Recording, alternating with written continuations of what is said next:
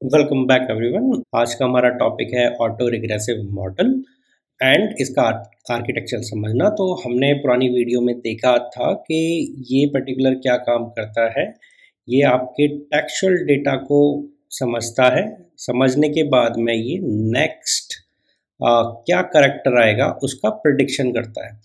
तो यहाँ पे हम टॉप लेवल आर्किटेक्चर डिज़ाइन करने की कोशिश करते हैं। लेट्स से यहाँ पे ये मेरे पास में इनपुट आया। इनपुट आने के बाद में मेरा यहाँ पे मॉडल के लिए ऑटो रिग्रेसिव मॉडल के लिए गया ना। ऑटो रिग्रेसिव मॉडल जो है वो अपनी अटेंशन मैकेनिज्म में इस तरीके से काम करता है कि ये इसके रिलेशनशिप को कैलकुलेट करता है। रिलेशनशिप को कैलकुलेट करने के बाद में तो यहाँ पे लेट्स से इसने अपना रिलेशनशिप कैलकुलेट किया एंड रिलेशनशिप कैलकुलेट करने के बाद में जो उसका आउटपुट था वो उसने अपने नेक्स्ट मैकेनिज्म को दिया जो कि था प्रिडिक्शन। एंड प्रिडिक्शन मैकेनिज्म जो है वो आपका नेक्स्ट कैरेक्टर या नेक्स्ट टोकन प्रिडिक्ट करके आपको बताएगा। एंड देन फिर इसके बेसिस पे अगर मुझे दोबारा से करना है तो ये मेरा नया इनपुट बन जाएगा विद न्यू करेक्टर, करेक्ट +1 यहाँ पे न्यू टोकन या मैं कुछ भी कहूँ करेक्टर। एंड जो नया इनपुट बनेगा वो मेरा और नई, ये पुराना इनपुट जो था प्लस न्यू करेक्टर जो मेरा हुआ वो मेरा नया इनपुट होगा। दिस वे ये एक साइक्लिक प्रोसेस चलेगा एंड मेरे पास इन द एंड एक टेक्स्ट जनरेट होके मिल जाएगा, मेरा आउटपुट जनरेट हो जाएगा। ये सिंपल चीज़ है, लेकिन ये रिलेशन आइडेंटिफाई करना, ऑटो रिग्रेसिव मॉडल को नया प्रिडिक्ट करना, ये चीज़ हम कहाँ पे यूज़ कर सकते हैं। तो मैं आपके साथ में एक छोटी सी रिसर्च शेयर करूँगा और उसके बेसिकली रिसर्च पेपर को हम गो थ्रू करेंगे। बट एक आइडिया दे देता हूँ। जब से चैट जीपीटी या एलएलएम्स का बेसिकली इनोवेशन हुआ है एक बड़े लेवल पे, तो ये आपकी साइंटिफिक रिसर्च में भी काम होने लगी है। And one of the research is this one, जहाँ पे साइंटिस्ट क्या कर रहा है, जो पर्टिकुलर रिसर्चर है वो डीएनए सीक्वेंसिंग का एक सिंपल सा एग्जांपल लिया है। डीएनए सीक्वेंसिंग को आगे बढ़ रहा है लेते हुए। ठीक है, तो इसको समझते हैं ना। हो डीएनए सीक्वेंसिंग को समझ लेते हैं। तो देखो क्या रहता है, कोई भी डीएनए है, ठीक है, वो कोई भी जीन है, मैं कहूँ जीन एक्स है, वाई है, जेड है, तो कोई भी जीन अगर मेरे पास है तो कोई भी जीन मेरे डिफरेंट न्यूक्लियोटाइड से मिलके बनी होगी। किससे मिलके बनी होगी? डिफरेंट न्यूक्लियोटाइड से।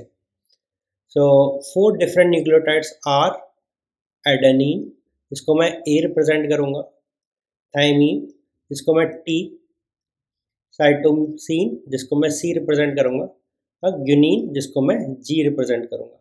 सो ऑल द सीक्वेंसेस जो बनते हैं वो काफ़ी ज़्यादा बड़े हो जाते हैं, बट सम हाउ आप इसको गो थ्रू कर लीजिए, मैं लिंक आपको दे दूँगा। सम हाउ हमें रिस्ट्रिक्टेड है कि हमारे कितने लिमिटेड ही बनते हैं एक्चुअल में। ठीक है, तो ये मेरे जीन्स कितने लिमिटेड बनते हैं, ये उसकी एक रिस्ट्रिक्शन मेरे पास में अवेलेबल है ना। अगर आप जीन एक्स को देखोगे तो सबसे पहले क्या आया? ए के बाद में सी, फिर सी, 2 बार सी आया, फिर टी, फिर G G G G and then T, then फिर ए। तो ये बताता है टाइप एक्स को। Now A for adenine, C for cytosine, T for thymine and G for guanine. And इनके मल्टीपल कॉम्बिनेशन हो सकते हैं with a particular length which varies from 100 s to 10,000 s. ठीक है, तो ये सीक्वेंस लेंथ जो है मेरी, ये छोटी बड़ी depending on what type of gene I am building, उसके साथ में मल्टीपल कॉम्बिनेशन बनाती है। And on A bigger level the combination ranges is 10⁶,000, जो कि बहुत बड़ा अमाउंट हो जाता है। बट अगर आप देखो specially focused on gene exist in human beings, the number decreases to 70,000। तो 70,000 केवल हमारे पास में जीन अवेलेबल हैं करंट मौके पे। नाउ अगर मेरे पास में इतने ही जीन अवेलेबल हैं तो डेफिनेटली मुझे फिर कुछ ऐसा करना पड़ेगा जिससे कि मैं नई सीक्वेंसिंग को समझ सकूं। नाउ इन्होंने एक auto regressive generative language model का यूज़ किया है फॉर जीन। नाउ इन्होंने देखिए क्या किया, एक इनके पास में सीक्वेंस है सीजीटी के बाद में इन्होंने उसे मॉडल को फीड किया। मॉडल ये कौन सा है? ऑटो रिग्रेसिव मॉडल है। ओके, ना ऑटो रिग्रेसिव मॉडल ने एक नई नेक्स्ट प्रेडिक्शन कर दी ए। नाउ CGT प्लस ए को लेके इन्होंने एक नया इनपुट बनाया, उस इनपुट को फिर से ऑटो रिग्रेसिव मॉडल को फीड किया। बेस्ड ऑन किस डेटा पे ये मॉडल ट्रेन है, उसके बेसिस पर उसने एक नया प्रेडिक्शन किया टी। देन इस प्रेडिक्शन को ले जाके इन्होंने फिर से मॉडल को दिया, and this is how they are creating new sequence. So अगर आप स्टडी को इन्वेस्टिगेट करोगे पर्टिकुलर में, सो ये पर्टिकुलर टैग जो है ये इनकी new candidate generating also new candidate nucleotide sequence for candidate gene. तो ये basically new type of gene creation का जो प्रेडिक्शन है उसको भी easily auto regressive generative language model से कर पा रहे हैं, बिकॉज ये मैप कर पा रहे हैं हमारे करंट जो एग्जिस्ट करते हैं डीएनए में सीक्वेंस।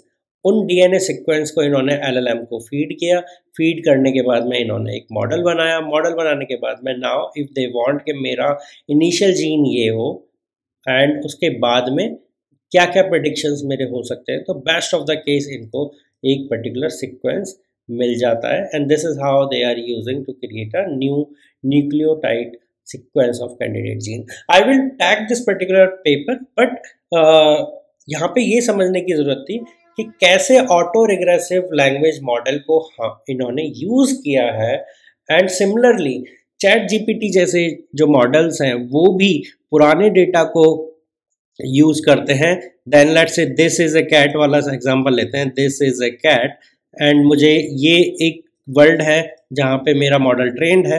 नाउ मैं यहाँ पे दिस भेजता हूँ तो नया वर्ड क्रिएट होगा स्पेस, देन मैं स्पेस के साथ में फिर भेजूंगा तो अगला टोकन क्रिएट होगा इस, फिर मैं इसके साथ में भेजूंगा तो स्पेस ए, देन अगला मैं भेजूंगा तो फिर अगला होगा कैट। सो सेम यहाँ पे क्या हो रहा है, देखो रिग्रेसिवली अगेन एंड अगेन मैं नई नई चीज़ें जनरेट करके मैं कंप्लीट सेंटेंस जनरेट करने की कोशिश कर रहा हूँ, ठीक है। So same way LLM ChatGPT leverage कर रहा है ऑटो रिग्रेसिव जनरेशन मॉडल को। Got it? अगर आपको इसमें डाउट है do let me know, I will try to clear that out. Okay, thank you.